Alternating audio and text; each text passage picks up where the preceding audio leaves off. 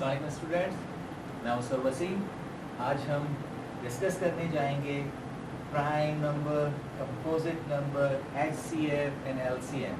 Students को बहुत problem होती है कि कंपोजिट नंबर क्या होते हैं, प्राइम नंबर क्या होते हैं, LCM कैसे निकाला जाता है, HCF कैसे निकाला जाता है। तो सबसे पहले मैं आपको बताऊं कि आप किसी भी चीज़ के फैक्टर, सपोज 1 to 5, इसके फैक्टर्स कैसे निकालें।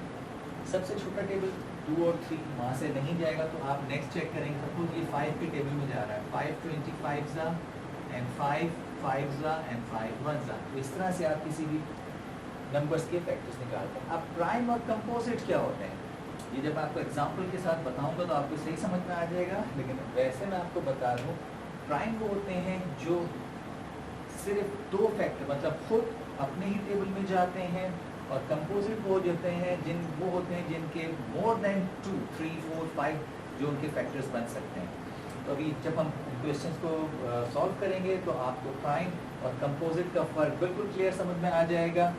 अब एक और चीज़ होती है कि सपोज 64 पे स्क्वायर रूट है, ये भी मैं एग्जाम्पल बताऊंगा। अब इस स्क्वायर रूट का मतलब होता है कि ये वैल्यू है 1/2, और अगर कहीं कुछ लिखा हुआ है, यहाँ कुछ नहीं लिखा था तो ये 1/2 था, लेकिन अगर सपोज ये लिखा हुआ है 3 तो ये 125 पे पावर 1/3 है। अभी सपोज मैंने आपको 125 के फैक्टर्स बना के बताए थे, तो 5 कितनी दफ़ा आ रहा था, 5 आ रहा था 3 दफ़ा, तो ये 1/3 से कट जाएगा, तो ये आपका आंसर होगा स्क्वायर रूट 125 3 का।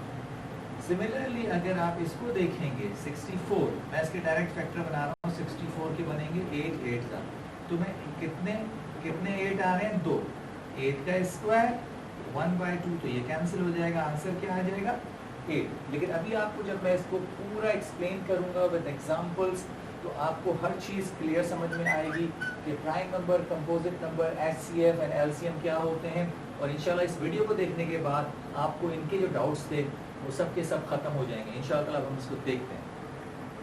स्टूडेंट्स, अब आपको मैं फैक्टर्स निकालना सिखाऊं। जब आपको फैक्टर्स समझ में आ जाएंगे तो फिर हम उसका LCM और HCF निकालना सीखेंगे। फर्स्ट करते हैं, हमारे पास एक नंबर है 72 और मैं इसके फैक्टर्स निकाल रहा हूँ।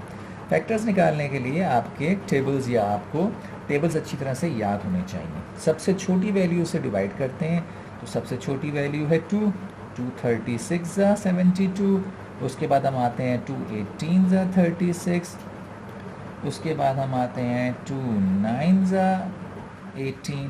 अब 9 के बाद ये 2 के टेबल में नहीं जाएगा, तो नेक्स्ट वैल्यू है 3 3 एंड देन 3 1।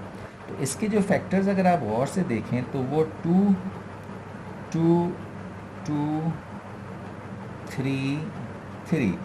अब ये देखें, ये 3 2 हैं और 2 3 हैं, तो हम इसको यूँ भी लिख सकते हैं 2 की पावर क्यूब और 3 की पावर स्क्वायर।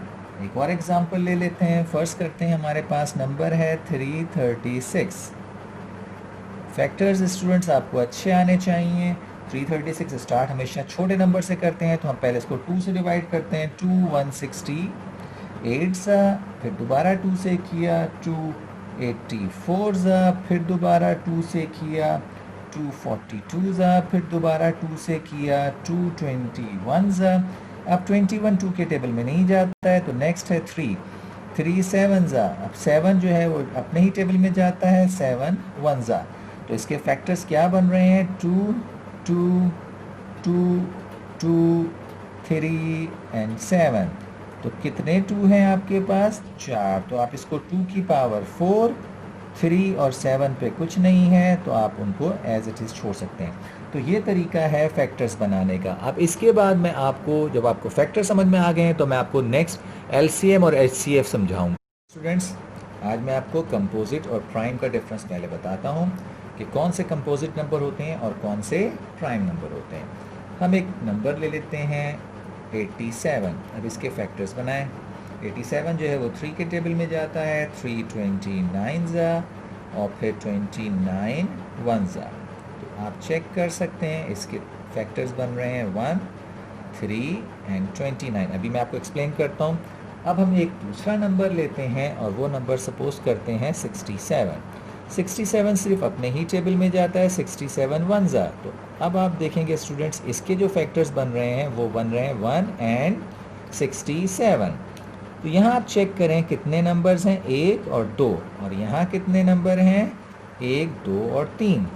तो स्टूडेंट्स जिसके सिर्फ दो फैक्टर्स बनते हैं, एक 1 और एक वो खुद, वो कहलाते हैं प्राइम नंबर। और जिनके मोर देन 2 या 3 या 4 या 5 मोर देन 2 बने तो वो क्या कहलाते हैं, कंपोजिट नंबर। हम एक और एग्जांपल ले लेते हैं। नंबर है हमारे पास 91। इसको हम 3 के टेबल से 7 के टेबल से जाएगा, डायरेक्ट चेक करते हैं। 7 13 ज़ा, फिर 13 1 ज़ा। तो इसके फैक्टर्स क्या बने, इसके फैक्टर्स बने हैं 1, 7 और 13। एक और नंबर ले लेते हैं 73। 73 सिर्फ अपने ही टेबल में जाएगा, 73 1 ज़ा। इसके फैक्टर्स क्या बने, इसके फैक्टर बने 1 और 73। फिर आप चेक करें इसमें कितने नंबर हैं, 3, और इसमें कितने हैं, 2। जो 2 नंबर होते हैं वो प्राइम कहलाते हैं, और जो मोर देन 2 हो वो क्या कहलाते हैं, कंपोजिट नंबर। अब आपको समझ में आ गया होगा अच्छे से।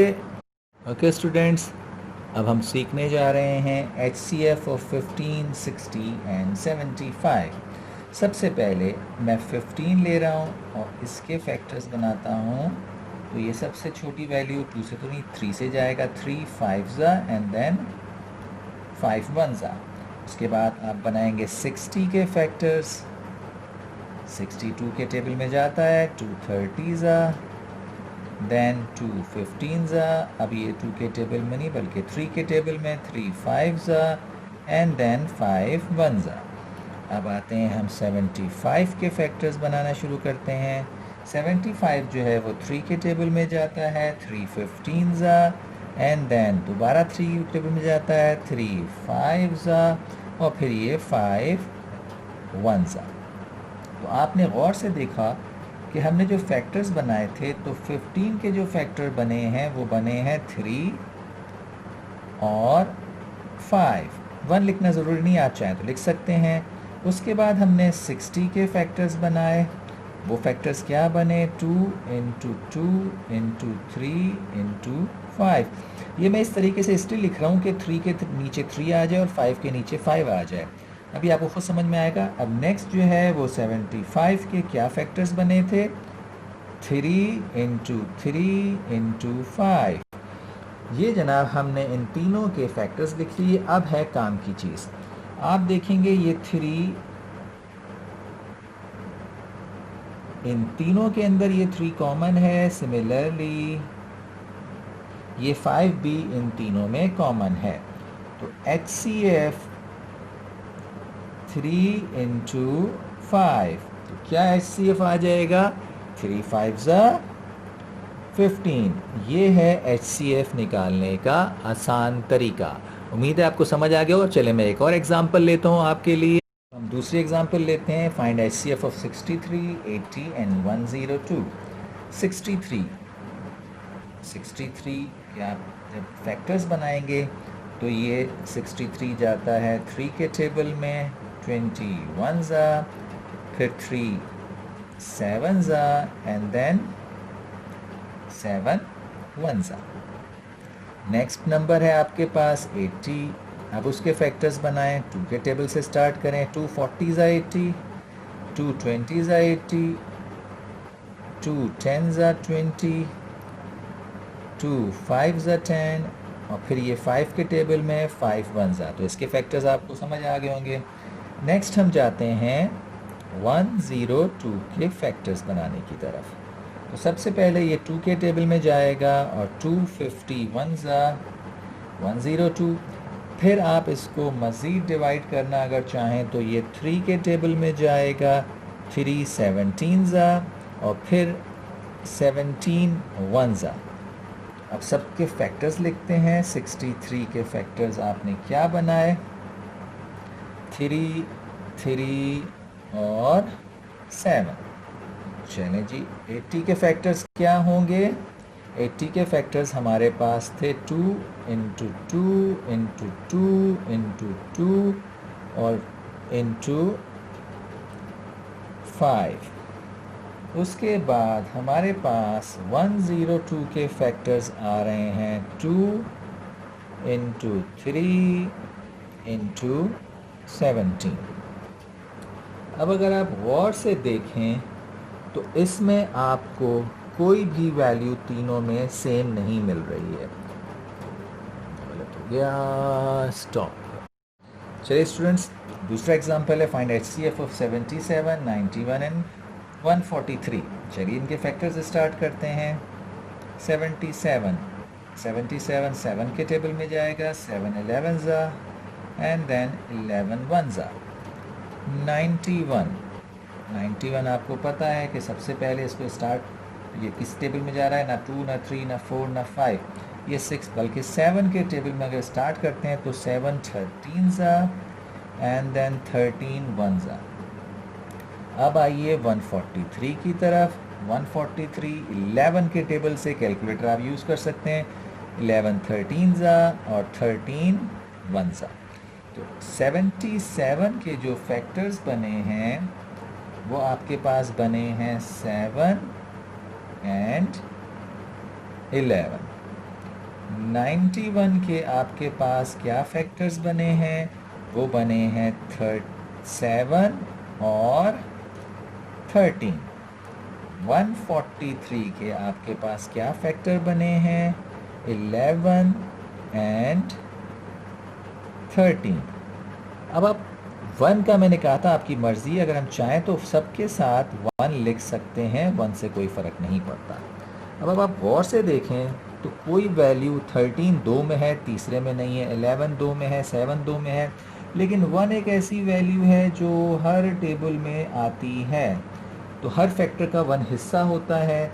तो जब कोई चीज़ सेम ना मिल रही हो तो 1 तो 100% आपको फैक्टर का हिस्सा मिलेगी, तो इसका HCF क्या आएगा, 1। उम्मीद है आपको समझ में आ गया होगा। स्टूडेंट्स, नेक्स्ट है फाइंड LCM ऑफ 12, 18 एंड 81। पहले हमने HCF हाईएस्ट कॉमन फैक्टर निकाला, अब LCM लोएस्ट कॉमन फैक्टर जो है वैल्यूज़ की हम निकालने जा रहे हैं। हमारे पास क्वेश्चन है 12, 18 एंड 81। सबसे पहले हम 12 के फैक्टर्स निकालेंगे। 2 के टेबल में 2 6 ज़ा 12, फिर 2 3 ज़ा एंड देन 3 1 ज़ा। 18 के फैक्टर्स अगर आप निकालेंगे तो ये 2 के टेबल से 2 9 ज़ा 18, फिर 3 3 ज़ा 9 एंड देन 3 1 ज़ा 3। सिमिलरली 81 के लिए आप 3 के टेबल से इसको स्टार्ट करेंगे। 3 27 ज़ा, फिर दोबारा किया 3 9 ज़ा, फिर किया 3 3 ज़ा एंड देन 3 1 ज़ा। तो आपके 12 के जो फैक्टर्स बने हैं वो बने हैं 2 2 और 3। 18 के फैक्टर्स क्या बने हैं, 2 3 और 3। वही कोशिश के 2 के नीचे 2 और 3 के नीचे 3, जितने कॉमन आपसे निकल सकते हैं वो इस तरह लिखते हैं। इसी तरह अब आप 81 को देखेंगे, उसके फैक्टर्स 3 3 3 और 3। ठीक है।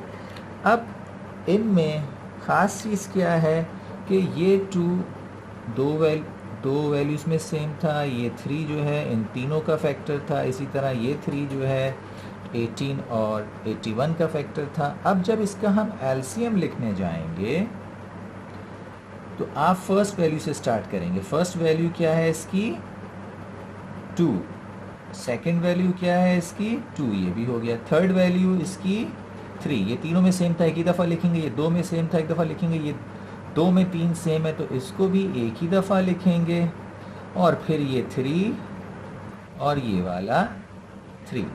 अब जब आप इसको मल्टीप्लाई करेंगे तो इसका आंसर आएगा, कैलकुलेटर आप यूज़ कर सकते हैं, इसका आंसर आएगा 324। तो ये आपका LCM निकालने का आसान तरीका। एक और एग्जांपल अभी आपको सिखाते हैं। दूसरे एग्जांपल LCM ऑफ 42 एंड 462। अब इस दफ़ा मैं सिर्फ 2 वैल्यूज़ ले रहा हूँ। सबसे पहले आप 42 के फैक्टर्स बनाएंगे। 42 2 के टेबल में जाता है, 2 21 ज़ा। उसके बाद ये 3 के टेबल में जाता है, 3 7 ज़ा एंड देन 7 वनज़ा। ना 462 के फैक्टर्स, 462 हमेशा छोटी वैल्यू 2 से स्टार्ट करेंगे। 2 230 वनज़ा, फिर ये नेक्स्ट 3 के टेबल में जाएगा, 377 ज़ा, कैलकुलेटर की मदद से आप चेक कर सकते हैं। फिर ये 7 के टेबल में 7 11 ज़ा एंड देन 11 वनज़ा। सो 42 के जो फैक्टर्स बने हैं वो आपके पास बने हैं 2 3 और 7, और 462 के जो फैक्टर्स बने हैं वो बने हैं 2 3 7 एंड 11। अब आप यहाँ फिर चेक कर सकते हैं, ये 2 दोनों में सेम है, 3 दोनों में सेम है, 7 दोनों में सेम है। तो इनको एक दफ़ा लिखेंगे 2 इंटू 3 इंटू 7, और ये 11 नीचे वाले में बचा है ये। तो जब आप इन तमाम वैल्यूज़ को मल्टीप्लाई करेंगे तो आपका आंसर आएगा 462। ये है एलसीएम निकालने का तरीका। उम्मीद है आपको समझ में आ गया होगा।